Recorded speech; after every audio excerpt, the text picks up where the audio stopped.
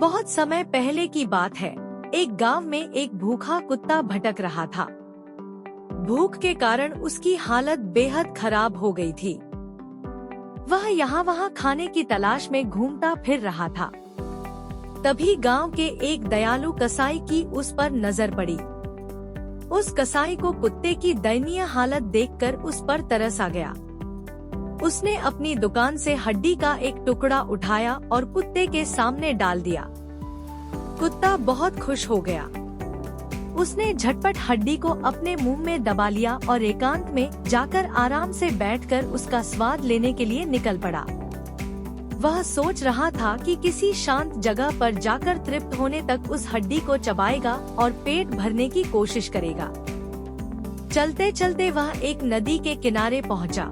जैसे ही वह नदी पार करने के लिए किनारे पर पहुंचा, उसने पानी में झांक कर देखा तो उसे अपनी ही परछाई दिखाई दी। लेकिन वह यह बात नहीं समझ सका कि वह उसकी परछाई है।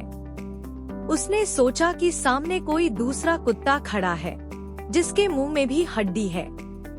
वह तुरंत लालच में पड़ गया। उसने सोचा, अगर मैं उस कुत्ते की हड्डी भी ले लूं, तो मेरे पास 2 हड्डियां हो जाएंगी। मैं पहले से ज्यादा खा सकूंगा।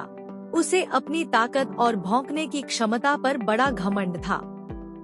उसने योजना बनाई कि वह भौंककर उस कुत्ते को डरा देगा और अगर वह नहीं डरा तो उसे लड़कर हरा देगा और उसकी हड्डी छीन लेगा। जैसे ही उसने भौंकना शुरू किया, उसके मुंह में दबी हड्डी नदी में गिर गई। हड्डी पानी में गिरते ही उसकी परछाई भी गायब हो गई और अब उसे एहसास हुआ कि वह जिसे दूसरा कुत्ता समझ रहा था, वह वास्तव में उसकी अपनी ही परछाई थी। अब उसके पास न तो अपनी हड्डी रही और न ही दूसरी कोई हड्डी। वह बहुत दुखी हुआ। उसे अपनी मूर्खता और लालच पर पछतावा हुआ।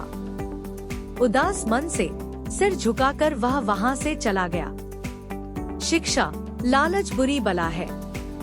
जो हमारे पास है, अगर हम उसमें संतोष करें तो सुखी रह सकते हैं।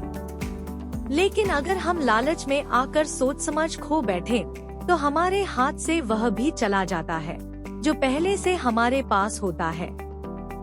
तो दोस्तों, ऐसे ही मोटिवेशनल कहानियाँ सुनने के लिए हमारे चैनल को सब्सक्राइब करना और अपने दोस्तों के साथ ज़्यादा से ज़्यादा शेयर करना। Thanks for watching.